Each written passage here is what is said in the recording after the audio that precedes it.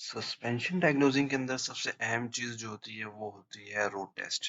तो road test में हमें मालूम चलता है कि हमारे सस्पेंशन के अंदर कौन कौन से प्रॉब्लम्स हैं, हमारे वंडरिंग और उसके अलावा जो है स्टीयरिंग की स्टेबिलिटी और बहुत कुछ मालूम हो जाता है। सस्पेंशन की हार्डनेस से भी हम अंदाजा लगा लेते हैं कि कौन सी चीज में प्रॉब्लम्स हैं।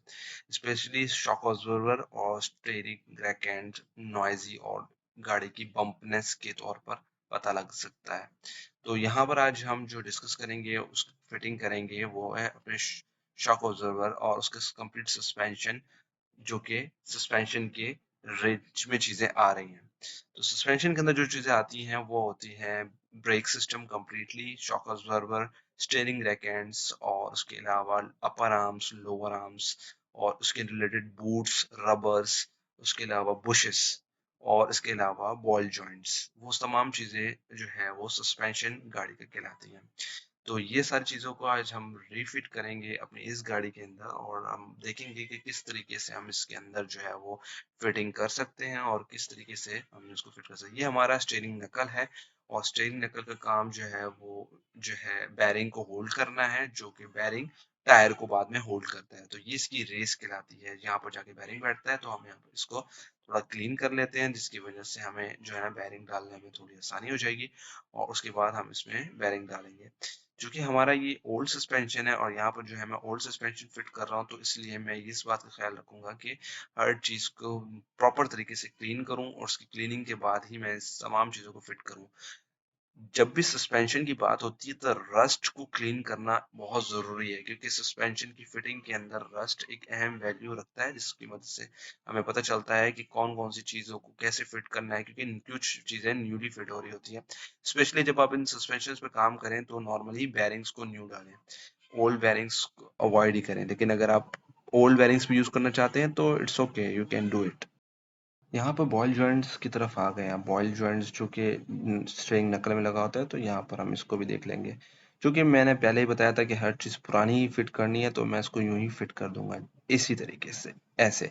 और स्नैप रिंग हमने यहाँ फिट कर दिया। बॉल जॉइंट की नॉर्मली प्ले होती है, तो अगर इसमें प्ले है तो आप इसको जो है रिप्लेस कर दें, क्योंकि इसको रिप्लेस करने से आपकी जो है नॉइज खत्म हो जाएगी। यहाँ पर कुछ स्क्रूज हैं जो कि हम यहाँ पर इसकी फेस बनाने के लिए टाइट कर रहे हैं। ये हमारी प्लेट है, बैकिंग प्लेट कहलाती है, जो यहाँ पर मैं स्टीयरिंग नक्कल पे फिट कर रहा हूँ।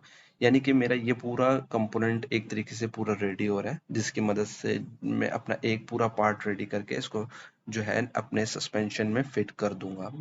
तो कभी कभी होते वक्त रस्ट होने की वजह से इसके स्क्रू नहीं खुलते, तो हम हैकसॉ से इसके जो है बोल्ट्स का फेसिंग करके इसको इजीली ओपन कर सकते हैं। तो ये एक तरीका है जो कि रस्ट से लड़ाई करने का है, और उस तरीके से हम जो है ना हैक्सॉ की मदद से इसको ओपन कर सकते हैं।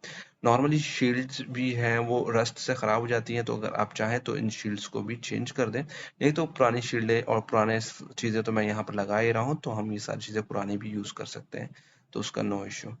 तो उसके अलावा यहाँ पर एक ये ग्रूव है जो कि हमारी स्नैप रिंग बैठेगी।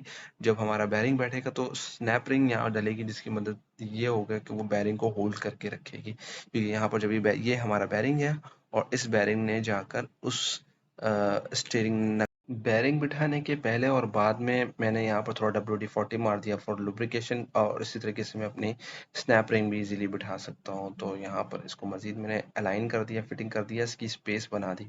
यानी कि इस बैरिंग की खास पोजीशन है, और जो स्नैप रिंग की पोजीशन जैसे ही इसको हिट करने से आ जाएगी, तो हम इस पर स्नैप रिंग लगा के इसको बंद कर देंगे, यानी इसको लॉक कर देंगे। तो ये एक तरीका है यहाँ पर इसकी जो है ना वो रखनी है कि जब आप बैरिंग को फिट कर रहे हो, तो उसका इंटरनल वाला जो एरिया होता है, ये आप जहन में रखिएगा, इंटरनल वाली कोन से आप इसको बैरिंग को हिट करेंगे। अगर आपने आउटर वाला एरिया यूज किया हिट करने के लिए, तो आपका बैरिंग, नया बैरिंग भी डैमेज हो जाएगा। तो इस तरह की किट होनी चाहिए आपके पास। अगर इस तरह की किट नहीं है तो आपके पास आप एक नॉर्मल सॉकेट भी यूज कर सकते हैं, लेकिन हमेशा याद रखिएगा बैरिंग फिट करते वक्त उसका इंटरनल वाला एरिया पर या इंटरनल वाले जो उसकी जो कोन है उस पर हिट करके उसको फिट करना है। तो हम यहाँ पर स्नैप रिंग फिट करेंगे। स्नैप रिंग फिट करके इसको हम एक तरीके से लॉक कर देंगे।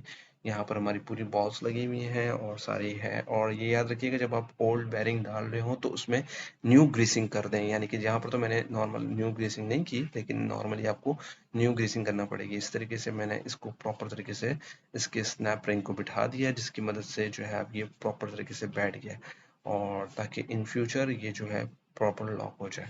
तो यहाँ पर जो है हम जो चीज़ देखेंगे, ये एक टूल है जो हम स्नैप रिंग को ओपन और क्लोज करने के लिए इस्तेमाल कर सकते हैं। यहाँ पर हमारा फ्लैंज आ गया। फ्लैंज को हम, जैसे कि आपको पता ही है, इसको हम बैरिंग के अंदर डालेंगे और इसको हम अच्छे तरीके से डाल के एक्सेल में इसका शाफ्ट अंदर आ जाएगी। तो ये एरिया जो अभी है वो बैरिंग के अंदर फिक्स हो जाएगा जाके, यानी कि ये एरिया इसमें कोन में फिक्स हो गया। और ये हमारे बकाया टूल्स हैं जो कि हम नॉर्मली इसमें यूज़ कर रहे थे। तो यहाँ पर हमारा पूरा नकल, बैरिंग और flange complete with ball joint fit हो गया, यानी ये रेडी हो गया हमारा पीस। और अब हम इसको ऑलमोस्ट रेडी कर लिया, तो हम इसको फिट भी कर सकते हैं। मेरे पास दूसरा सामान भी है, लेकिन मैं चाह रहा हूँ इसको मैं ओल्ड पार्ट को इसकी वीडियो बना के आपके सामने दिखाऊं कि कैसे हम इसको ओल्ड पार्ट को भी रीयूज कर सकते हैं। यहाँ पर मेरे पास न्यू पार्ट्स भी रखे हुए हैं, न्यू बैरिंग्स है। नॉर्मली मैं रिकमेंड करता हूँ बैरिंग्स और बाकी के कंपोनेंट्स जैसे बॉल जॉइंट है, इसको आप न्यू ही डालें। हाँ, बाकी के नकल का कोई इशू नहीं है, हम नकल ओल्ड भी यूज़ कर सकते हैं, लेकिन उसको बॉल जॉइंट चेंज कर लें। जैसे कि यहाँ पर मेरा पूरा नया पीस पड़ा हुआ और ये हमारा ओल्ड पीस है जो कि हम असेंबल्ड कर रहे हैं। तो अब हम अपने गाड़ी की तरफ आ जाते हैं, पंखे को साइड पर रख के, और उसके बाद गाड़ी की तरफ देखते हैं और इसको थोड़ा हम क्लीन कर लेते हैं।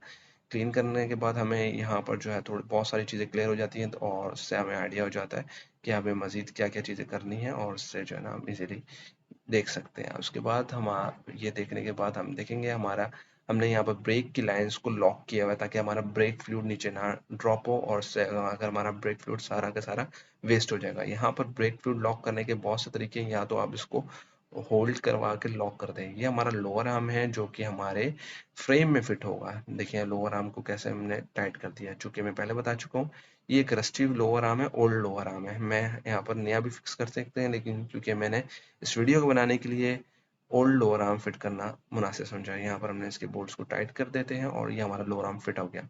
कुछ लोअर आर्म्स के अंदर जो है वो बुशेस रिप्लेस नहीं हो सकते, कुछ लोअर आर्म्स के अंदर बुशेस रिप्लेस हो सकते हैं। अब इस लोअर आर्म की अगर मैं बात करूँ तो इसमें बुशेस रिप्लेस हो सकते हैं, यानी कि अगर आप चाहें तो इस लोअर आर्म को रिमूव करें इजीली और इसके बुशेस रिप्लेस कर दें, और इजीली आप इसको रिफिक्स कर दें, तो यानी आपका जो भी सस्पेंशन नॉइज होगी वो खत्म हो जाएगी। ये हमारा अपर आर्म है। अपर आर्म फिक्स करने के बाद हम यहाँ पर इसके जो है वो बोल्ट्स लगा देंगे, और अपर आर्म्स का भी यही सीन है, इसके भी अपर के बुशेस होते हैं और ये बुशेस जो है वो क्रैक हो जाते हैं। नॉर्मली मेटल को उतना कोई नुकसान नहीं पहुंचता, लेकिन जो रबर मटेरियल होता है वो क्रैक होने से आपके सस्पेंशन में नॉइज मिलती है, यानी कि आप जब कोई रोड पे, रफ रोड पे ड्राइव करेंगे तो आपको नॉइज मिलेगी। ये हमने हमने शाफ्ट लगा दी, ड्राइव शाफ्ट आ गई। ड्राइव शाफ्ट जो कि हमने एक्सल शाफ्ट है, इसको हम जो है फिट कर देंगे हमारे ट्रांस एक्सल्स के। ट्रांस एक्सल से इसका ये पूरी लाइन बाहर आ गई। अच्छा, एक चीज़ मैं बताता चलूँ, ट्रांस एक्स और ड्राइव शाफ्ट के हवाले से नॉर्मली जो नॉइजेज आती हैं टर्निंग के अंदर वो एक्सल से रिलेटेड होती हैं। जब आप गाड़ी एक साइड पर टर्न कर रहे हो उस टाइम जब आपको फील हो कोई साउंड, तो एक्सल से रिलेटेड भी हो सकती हैं। भी हो सकती हैं कि मुराद ये है कि और भी कंपोनेंट ऐसे हैं जिनमें से टर्निंग में वो नॉइज क्रिएट करते हैं, जैसे कि हमारे पर स्ट्रेस आता है लोअर आर्म पर और अपर आर्म पे भी टर्निंग पे स्ट्रेस आता है। इसी तरह स्टीयरिंग रैक असेंबली पे भी हमारे पर स्ट्रेस आता है जो कि टर्निंग पे नॉइज कर सकते हैं। तो उसके साथ साथ ये आप देख सकते हैं यहाँ पर हमने लगा दिया shock observer, McPherson type shock observer है, और इसको हमने यहाँ पर टाइट कर दिया। और इसकी यहाँ पर केबल टाइट होने के बाद हम ये बाकी के कंपोनेंट्स फिक्स कर लेते हैं। तो ये हमारा एक तरीके से लॉक हो गया है, यानी कि आप ये देख सकते हैं कि ये जो है शाफ्ट लगने के बाद स्प्रिंग, कॉइल स्प्रिंग नीचे आके लग गया है। ये हमारा बूट है, और ये जैसे कि आपको पता है स्टीयरिंग रैकेट असेंबली है, और ये स्टीयरिंग की असेंबली रैकेट को हमने अलहदा किया हुआ था। टाई रॉड एंड, ये टाई रॉड एंड जो है वो टाइट हो रहा है। यहाँ से हम इसको एक स्पैनर से ग्रिप करके यहाँ से टाइट कर देंगे। ये चीज़ बहुत अहम है, इसका नया लगाना भी बहुत ज़रूरी है, इसमें भी प्ले आ जाता है और इसमें अलाइनमेंट आउट होने के चांसेस ज़्यादा है। और बाकी तो बाकी भी सस्पेंशन के कंपोनेंट्स ऐसे ही हैं जिसमें अलाइनमेंट आउट होती है, लेकिन यहाँ पर अगर थोड़ी बहुत अलाइनमेंट आउट हो तो यहाँ से स्टीयरिंग रैकेट से हम अलाइनमेंट को स्ट्रेट कर सकते हैं, यानी कि यहाँ से इजीली एडजस्ट कर सकते हैं। लेकिन बाकी अगर बुशेस जैसे कि लोअर या अपर आर्म के बुशेस डिफॉर्म हो गए हैं तो हमको कंप्लीटली ही चेंज करना पड़ेगा। तो ये हमारा लग गया रैक यानी स्टीयरिंग नकल, और यहाँ पर हमने इसको फिट कर दिया। लॉक पिन या क्वार्टर पिन कहलाती है। नॉर्मली इसको भी रीयूज करना रिकमेंडेड नहीं है, लेकिन हमारे पास चूंकि नहीं है तो हम इसी को रीयूज कर देंगे। ये भी नहीं डाली जाए तो ज़्यादा बेटर है, क्योंकि इससे लॉक से रिलेटेड चीज़ें होती हैं। यहाँ पर हमने पुलर भी एक तरीके से बता दिया कि किस तरीके से पुलर यूज़ होता है। वैसे अगर हमारे पास पुलर मौजूद नहीं है तो हम यहाँ पर हैमर करके इसको यूज़ कर सकते हैं। नॉर्मली हमारे पास पुलर सेफ चीज़ है और इससे नॉइस पॉल्यूशन से भी हम बच सकते हैं। नॉर्मली पुलर यूज़ करेंगे ताकि हम इजीली अपना लोअर आर्म को डी अटैच कर लें, रिमूव कर लें। ठीक है, ये हमारा है। अगर यहाँ पर हैमर भी करें तो भी काम चल जाएगा, लेकिन पुलर का यूज़ करना ज़्यादा बेटर है हमारे लिए।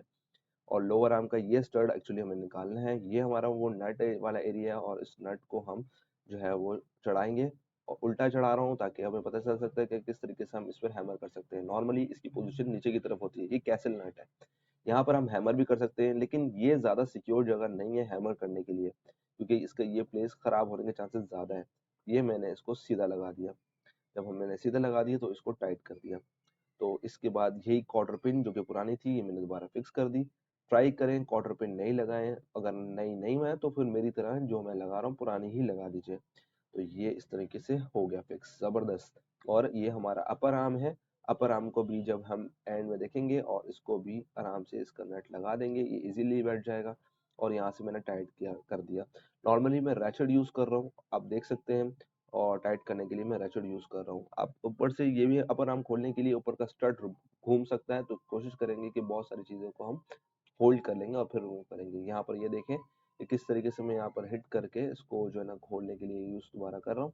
फिट करने के बाद दोबारा मैंने खोल दिया और इस तरह उल्टा नट लगाया, कैसल नट को उल्टा लगा के इसको फिक्स कर दिया। दोबारा मैंने टाइट कर दिया इसको, और टाइट करने के बाद इसको फिक्स कर दिया। और इसकी मैंने क्वार्टर पिन भी यहाँ पर लेके लगा दी है। ये इसकी क्वार्टर पिन है और इसको मैं यहाँ पर फिक्स करूंगा।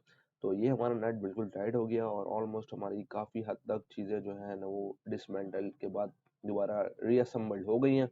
और यहाँ पर जो है ना हमने मुख्तलिफ जो है सस्पेंशन के कंपोनेंट्स को डिस्कस भी किया है, और किस तरीके से हम इसको डी अटैच करेंगे और अटैच करेंगे।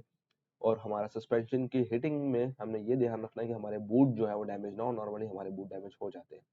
ये एक्सेल निकालने के लिए एक्सेल पुलर है, और ये मैं निकाल के एक दफ़ा आपको दिखा देता हूँ कि किस तरीके से हम ये बेरिंग का ये एरिया जो फ्लंज का एरिया होता है, फ्लंज के एरिया को हम रिमूव करेंगे, जो कि पुल करके निकाला जा सकता है। इसको हम पुल करके हैमरिंग टूल से, जो कि इम्पैक्ट हैमरिंग टूल है, इससे पुल करेंगे और ये हमारा बेरिंग से फ्लंज निकल आएगा। ये देखिए बिल्कुल इसी तरीके से इसको निकाल के दोबारा हम इसको रिफिक्स कर देंगे। ये हमारा हैमर है जो कि हिट से इसको हमारा जो फ्लैंज का एरिया है उसको रिमूव करता रहेगा। बिल्कुल इसी तरीके से हम इसको रिमूव करेंगे, इसके नट्स को रिमूव करेंगे, इसके ब्रैकेट्स।